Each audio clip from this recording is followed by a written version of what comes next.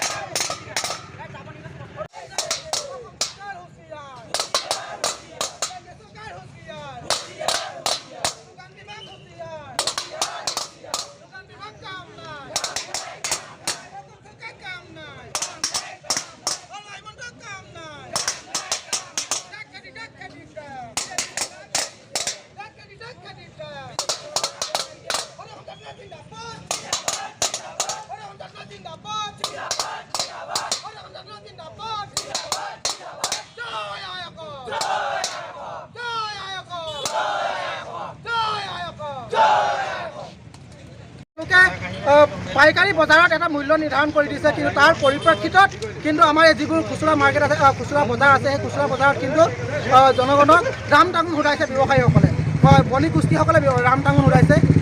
এই কথা আমি কোনো কাৰণতে আমি চিলাপথাৰ আঞ্চলিক ছাত্ৰ সন্থাই কোনো কাৰণতে আমি মানি ল'ব নোৱাৰোঁ আৰু নোখোজোঁ।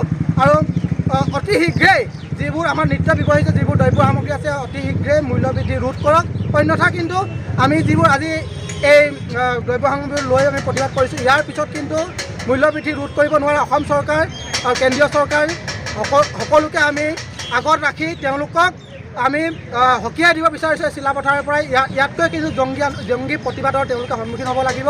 আৰু যিবোৰ ব্যৱহৃত জনগণৰ ওপৰত ৰাম টাঙোন উঠা সেই সকলোবোৰ তেওঁলোকে এৰক, অন্যথা কিন্তু আৰু বেছি পৰ নাই।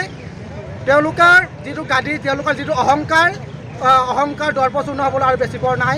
যিটো এজন ফণীভূষণ চৌধুৰী তেওঁৰ কথাত কৈছে পাইকাৰী বজাৰত এটা মূল্য নিৰ্ধাৰণ কৰিছে, 50 টকা পাইকাৰী বজাৰত পিঁয়াজৰ মূল্য নিৰ্ধাৰণ কৰিছে, কিন্তু আপোনালোকে আজি এটা কথা পৰিলক্ষিত হ'ব, খুচুৰা বজাৰত কিন্তু আজিও জনগণে 70 পৰা 80 টকা মূল্যত পিঁয়াজ কিনিবলগীয়া হৈছে, 40 টকাৰ মূল্যত আলু কিনিবলগীয়া হৈছে।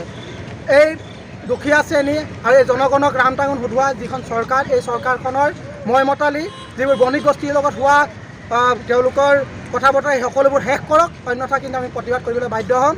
আৰু যোগান বিভাগক আমি হুঁচিয়াৰ কৰি দিব বিচাৰিছোঁ, অতি শীঘ্ৰে এই মূল্য বৃদ্ধি ৰোধ কৰিব তেওঁলোকে প্ৰচেষ্টা লওক। অকল মুখত ক'লেই নহ'ব।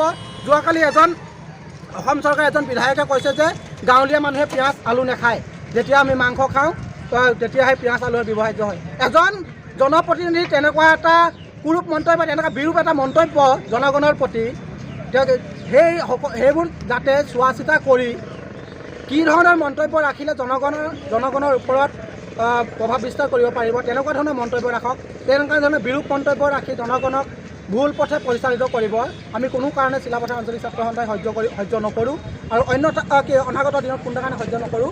আমি পুনৰবাৰ সকীয়াই দিছোঁ যোগান বিভাগক, অসম চৰকাৰৰ যোগান বিভাগক সকীয়াই দিব বিচাৰিছোঁ, অতি শীঘ্ৰে যিবোৰ নিত্য ব্যৱহৃত জনগণৰ মূৰত ৰাম টাঙোন সোধাই যিবিলাক দ্ৰব্য সামগ্ৰী মূল্য বৃদ্ধি কৰিছে, সেইবোৰ আমাক সহায় হোৱাকৈ তেওঁলোকে এটা মূল্য নিৰ্ধাৰণ কৰি আমাক সহায় কৰক, অন্যথা কিন্তু আমি ইয়াতকৈ জংগী আন্দোলন কৰিবলৈ বাধ্য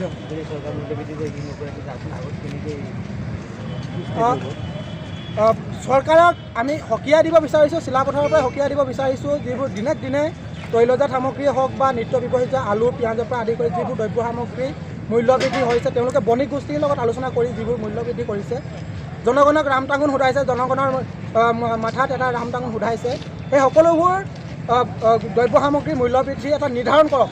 তেওঁলোকে অকল সাংবাদিকৰ সন্মুখত আহি তেওঁলোকে পাইকাৰী বজাৰত আমি এটা মূল্য নিৰ্ধাৰণ কৰি দিছোঁ বুলি কৈ তেওঁলোকৰ দায়িত্ব সামৰিলে নহ'ব। তেওঁলোকে প্ৰত্যেকখন অসম চৰকাৰৰ জনপ্ৰতিনিধি হিচাপে অসম চৰকাৰৰ একোজন সমষ্টিৰ হওক, তেওঁলোকে এজন জনপ্ৰতিনিধি হিচাপে জনগণৰ হিতৰ কাৰণে কাম কৰিব লাগে, জনগণৰ অহিতৰ কাৰণে তেওঁলোকে কাম কৰিব, জনগণৰ ভালৰ কাৰণে কাম কৰিব লাগিব। তেতিয়াহে জনগণ সন্তুষ্ট হ'ব। আৰু এই মূল্যবৃদ্ধি, যিবোৰ মূল্যবৃদ্ধি তেওঁলোকে প্ৰত্যেক দিনাই বঢ়াইছে, এই মূল্যবৃদ্ধি তেওঁলোকে ৰোধ কৰক। অন্যথা কিন্তু আমি আজি ইয়াত এই দ্ৰব্য সামগ্ৰীৰ লগত লৈ কাঁহী মাটি বজাই আমি প্ৰতিবাদ কৰিছোঁ সদৌ অসম ছাত্ৰ সন্থাৰ আহ্বান মৰ্মে। কিন্তু ইয়াৰ পিছত আমি চিলাপথাৰ অঞ্চলৰ ছাত্ৰ সন্থাই ক্ষান্ত নাথাকোঁ। ইয়াতকৈ বৃহৎ এটা প্ৰতিবাদ আমি কাৰ্যসূচী আমি হাতত ল'ম। আমি চিলাপথাৰ আঞ্চলিক ছাত্ৰ সন্থাৰ অন্তৰ্গত বিভিন্ন বিষয়ববীয়াসকলক লগ লৈ আৰু ইয়াৰ জনগোষ্ঠীয় ছাত্ৰ সংগঠন আৰু ইয়াৰ যিবোৰ আমাৰ জাতীয় সংগঠন আছে, সকলোকে আমি আলাপ আলোচনা কৰি আমি প্ৰতিবাদী এটা জংগী আন্দোলন কৰিবলৈ আমি